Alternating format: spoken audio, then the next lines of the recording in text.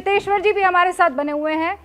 रितेश्वर जी, आप सारी बातें सुन रहे हैं, हिंदुस्तान की परंपरा, लेकिन साथ में उसमें आ जाती राजनीति। बेड़ा गर्क हो गया है, मैं अगर इन अल्फाजों का इस्तेमाल करूं तो।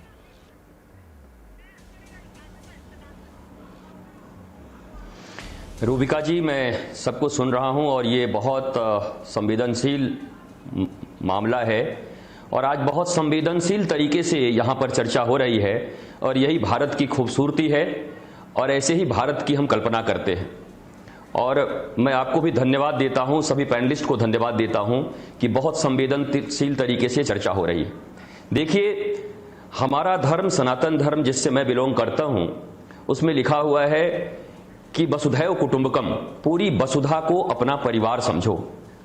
परिवार में लड़ाइयाँ होती, झगड़े होते हैं, परिवार में मतभेद होते हैं, लेकिन क्या कोई परिवार को इस प्रकार से मार दे, काट दे, उसकी जान को ले ले बर्बर तरीके से?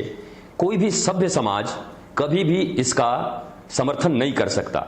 मैं अतिकुर रहमान साहब को आज सुन रहा था और मैं बहुत इम्प्रेस हुआ उनसे कि जरूरत है, हमें वास्तव में जरूरत है। वो, मैं कुरान तो पढ़ा नहीं, वो कहते हैं कुरान में ऐसा नहीं लिखा, इस्लाम ऐसा नहीं कहता, और सबसे बड़ा हर धर्म में यही लिखा हुआ है कि क्षमा। मैं इस बात के लिए भी एक बात को मानना चाहता हूं कि कोई किसी के ऊपर कोई टिप्पणी न करे, लेकिन आस्थाएं जहां जुड़ी हुई हैं, आपने अभी कहा देवी को सिगरेट के साथ दिखाया गया, लेकिन आप नहीं देखेंगे कि कहीं पर कोई बलवा हो गया, कहीं पर कोई मर्डर हो गए, ऐसा नहीं हो गया। हम रोष प्रकट करते हैं, हम चाहते हैं कि ऐसा नहीं हो, लेकिन ये मर्डर, ये हत्याएं, ये कहां तक उचित हैं? मैं समझ रही हूं श्री रितेश अतिकुर रहमान साहब, हमें एक चीज और देखना होगा, एक चीज और, हमें शिक्षा पर ध्यान देना होगा।